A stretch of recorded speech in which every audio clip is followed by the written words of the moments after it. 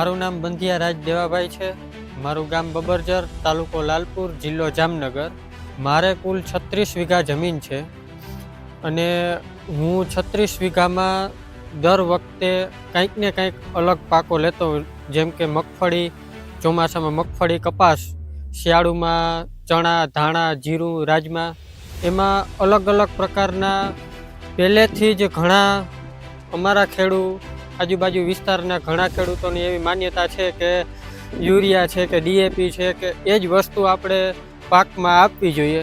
એ દર વખતે અપાતું. એને બદલે હું આજે 2 વર્ષથી આ ખેતી કરું છું, તો મેં ખેતરમાં કેટલા શું જાતના ખાતરો જોઈ છે, એને કેટલા વિટામિન ઘટે છે, કેટલી જરૂરી છે, એ અલગ અલગ પ્રકારના કોમ્બિનેશન કરી અને ખાતરો આપું છું. એમાં મને મારી જાણકારી એક લાલપુર ગોવાણા ગોલાઈ કિસાન એગ્રો સેન્ટરથી મિલનભાઈ દ્વારા મળેલી જાણકારી, કૃષિ ઇન્ડિયાનું બ્લેક કાર્બન, જે હું આ છેલ્લા 2 વર્ષથી વાપરું છું અને એનું મને જોરદાર રિઝલ્ટ મળેલું છે.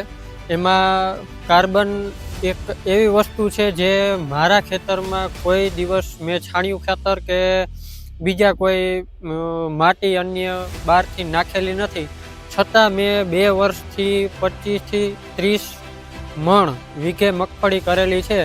જેમાં મોસ્ટ ઓફલી મેં વીઘે કાર્બન અને બીજા અન્ય ઘણા બધા મિક્સ ખાતરો વાપરેલા છે.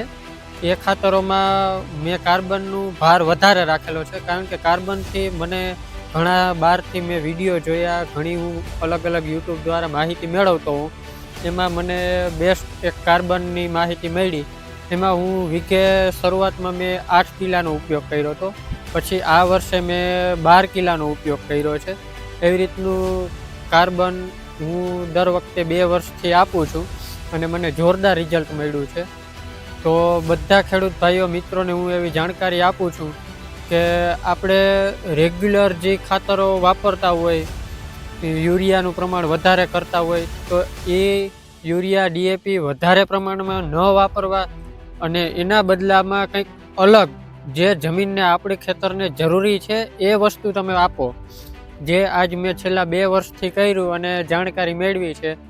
તો બધા ખેડૂત ભાઈઓને એવી ભલામણ કે નજીકના કૃષિ કેન્દ્રમાં જઈ અને માટીનું નિરીક્ષણ કરાવો અને માટીને જે જરૂરી છે, જે ખોરાક જરૂરી છે એ આપો. એ વસ્તુની હું બધા ખેડૂત મિત્રોને ભલામણ કરું છું.